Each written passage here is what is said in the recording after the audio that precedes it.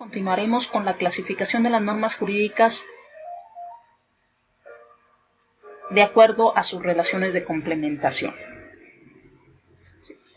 Y nos refiere el maestro García Maínez que hay normas jurídicas que tienen sentido pleno, en tanto que otras solo poseen significación cuando se les relaciona con normas del primer tipo. Así, son denominadas primarias cuando tienen sentido o existencia plena por sí mismas, o sea que no necesitan de otras para lograr la finalidad que se propone la norma. Y aquí el ejemplo sería la compraventa, el arrendamiento, la posesión. Y secundaria sería cuando solo tienen sentido si se les relaciona con una norma primaria a la cual están complementando, de ahí su nombre. Y así tenemos que son secundarias, por ejemplo, las de iniciación, duración y extinción de la vigencia, que en el video anterior, donde se analizan los ámbitos de validez de las normas jurídicas en el temporal, señalábamos algunas de estas. Tenemos pues como normas de vigencia las que son de iniciación y que las encontramos en los transitorios, que son aquellas que indican la fecha en que habrá de entrar en vigor una disposición legal determinada.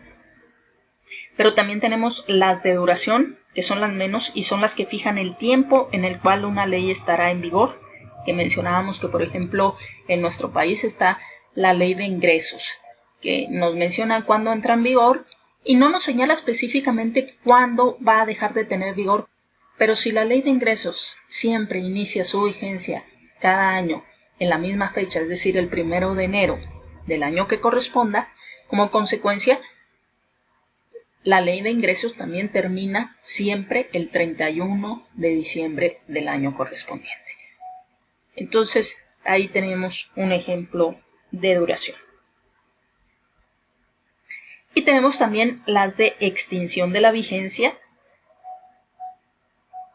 que son las que se encargan de abolir todo un ordenamiento legal, y en ese caso será abrogatoria, que ya estudiamos también los conceptos de abrogación y derogación, o parte de este, y entonces será derogatoria. Vamos a ver algunos ejemplos. Aquí tenemos la Ley General de Sociedades Mercantiles, que también ya la hemos mencionado bastante. Esta ley fue publicada en el Diario Oficial de la Federación el 4 de agosto de 1934. Decíamos que tenemos que irnos para localizar estas normas que estamos analizando y que son secundarias. Cuando entró en vigor esta ley, bueno, el artículo 1 de sus transitorios nos dice: esta ley entrará en vigor en la fecha de su publicación. Aquí tenemos la fecha. Entonces, es una norma de iniciación. Si nos vamos al artículo 4, se trata de una norma de extinción de la vigencia y derogatoria. ¿Por qué? Porque nos señala: se derogan el título segundo del libro segundo del Código de Comercio de 15 de septiembre de 1889 y todas las disposiciones legales que se opongan a la presente ley. En el video de los ámbitos de validez mencionábamos que en su momento las sociedades mercantiles estuvieron reguladas en el Código de Comercio, después se extrajeron de ahí para hacerles esta Ley General de Sociedades Mercantiles. Entonces ese artículo 4 será de extinción de la vigencia y derogatorio, porque acuérdense que la derogación es suprimir solamente algunos preceptos de la ley, sea que se sustituyan por otros o no. Vamos a otro ejemplo, el que señalábamos de la ley de ingresos, que es de duración de la vigencia, que en los transitorios siempre nos va a decir que entra en vigor la ley de ingresos el 1 de enero del año que corresponda. Entonces, como consecuencia, tenemos que esta ley dura del 1 de enero al 31 de diciembre del mismo año. Otro ejemplo, el Código Nacional de Procedimientos Penales, que pues tuvo en sus transitorios las reglas, las normas de iniciación. En el artículo 2 nos establece vigencia. Este código entrará en vigor a nivel federal gradualmente en los términos previstos en la declaratoria que al efecto emita el Congreso de la Unión, previa solicitud conjunta del Poder Judicial de la Federación, la Secretaría de Gobernación y de la Procuraduría General de la República, sin que pueda exceder del 18 de junio del 2016. Que de hecho, en esa fecha se dio una ceremonia protocolaria por parte del presidente de la República para celebrar la iniciación de la vigencia. Pero también tenemos una norma secundaria en los transitorios de extinción de la vigencia abrogatoria. En el artículo 3 nos refiere abrogación el Código Federal de Procedimientos Penales, publicado en el Diario Oficial de la Federación el 30 de agosto de 1934, y los de las respectivas entidades federativas vigentes a la entrada en vigor del presente decreto, para efectos de su aplicación en los procedimientos penales iniciados por hechos que ocurran a partir de la entrada en vigor del presente código, quedarán abrogados. Sin embargo, respecto a los procedimientos penales que a la entrada en vigor del presente ordenamiento se encuentren en trámite, continuarán su sustanciación de conformidad con la legislación aplicable en el momento del inicio de los mismos. Esto es para respetar la irretroactividad de la ley. Y en el último párrafo nos refiere toda mención en otras leyes o ordenamientos al Código Federal de Procedimientos Penales o a los códigos de procedimientos penales de las entidades federativas que por virtud del presente decreto se abrogan, se entenderá referida al presente código. Entonces estas son abrogatorias porque nos está abrogando tanto el Código Federal de Procedimientos Penales como los códigos de procedimientos penales de las distintas entidades federativas para que se quede un código nacional único para todo el territorio de la República de procedimientos penales, que fue una de las primeras propuestas del presidente Enrique Peña Nieto. Recordando que la abrogación es quitar a la totalidad de la ley su fuerza obligatoria. También tenemos aquellas normas secundarias que son declarativas o explicativas, de allí su misma denominación nos está dando una idea de a lo que se refiere. ¿Por qué? Porque explican o definen los términos empleados en otros preceptos. Sí, son aquellas que tienen por fin explicar el significado correcto de expresiones jurídicas que pueden crear confusión. El clásico ejemplo, y que nos pone García Maínez, es el significado jurídico del vocablo alimentos, que es mucho más amplio que el concepto gramatical. Porque cuando a una persona común que no está estudiando esta carrera le preguntas acerca de qué son los alimentos, pues sabemos el concepto que nos va a dar, pero va a ser muy distinto al concepto jurídico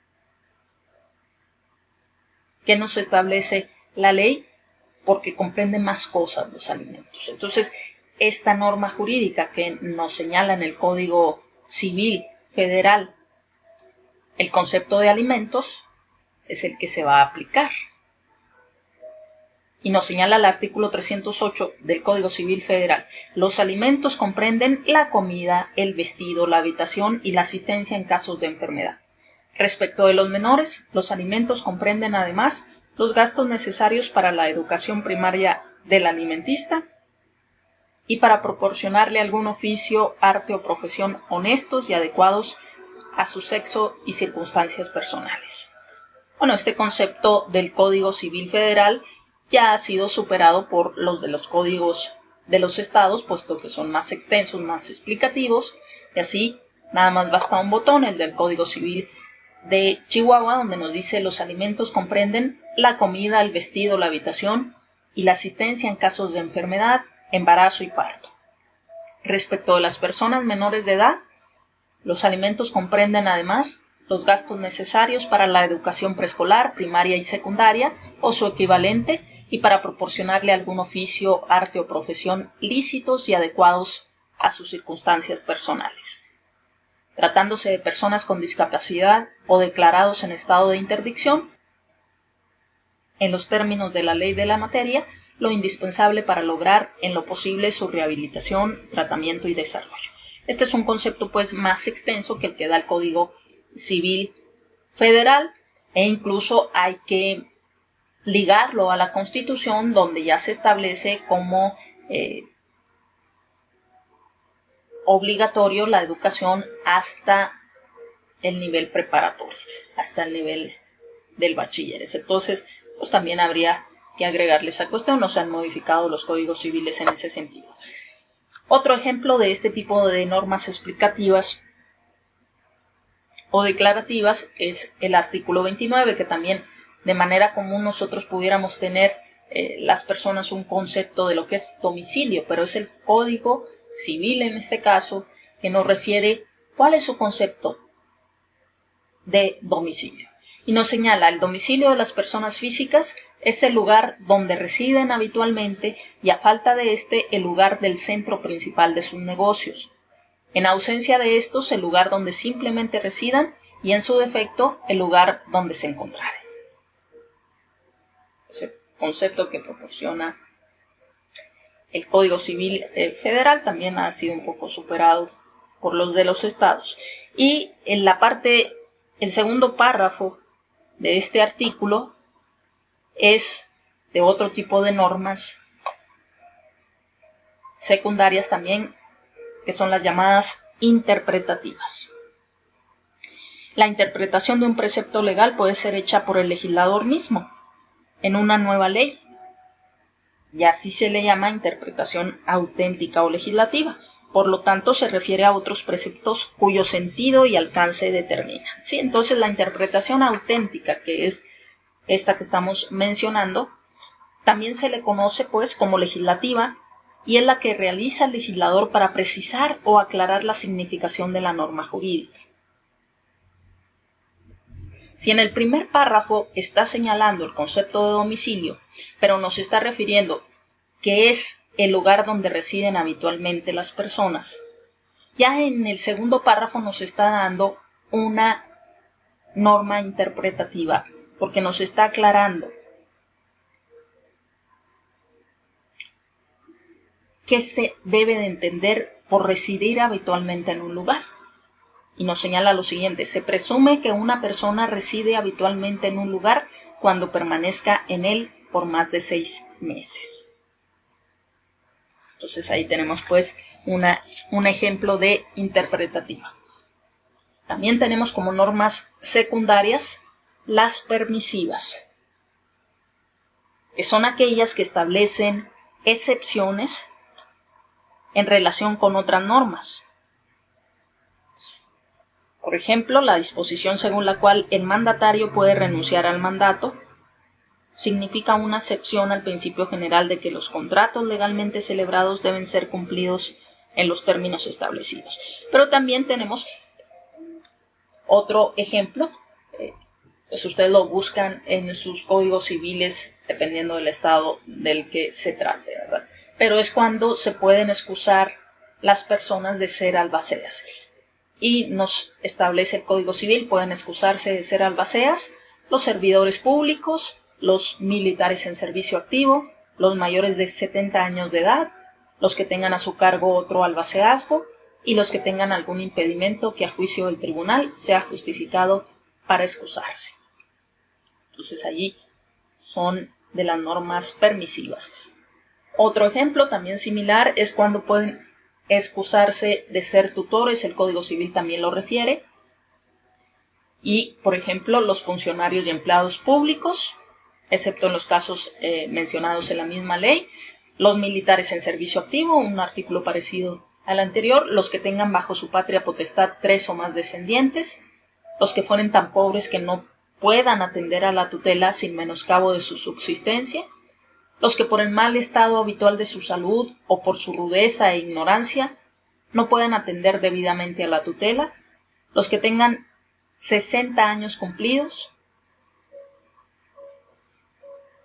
los que tengan a su cargo otra tutela o curaduría, y toda persona en la que se advierta que por su falta de ilustración, por su inexperiencia en los negocios o por otra causa igualmente grave a criterio del juez, no se encuentran en aptitud de desempeñar convenientemente la tutela. Entonces, esos son ejemplos, algunos ejemplos de las permisivas. Y las últimas son las sancionadoras. De su mismo nombre también nos está dando una idea. Constituyen un grupo numeroso e importante. Aparecen en el momento en que los deberes impuestos por la norma no son cumplidos. Y los ejemplos más claros los encontramos en los códigos penales, pero no solamente en estas leyes, sino en todas aquellas donde se establezcan sanciones ante el incumplimiento por una acción u omisión. Y con esto terminamos esta clasificación por sus relaciones de complementación.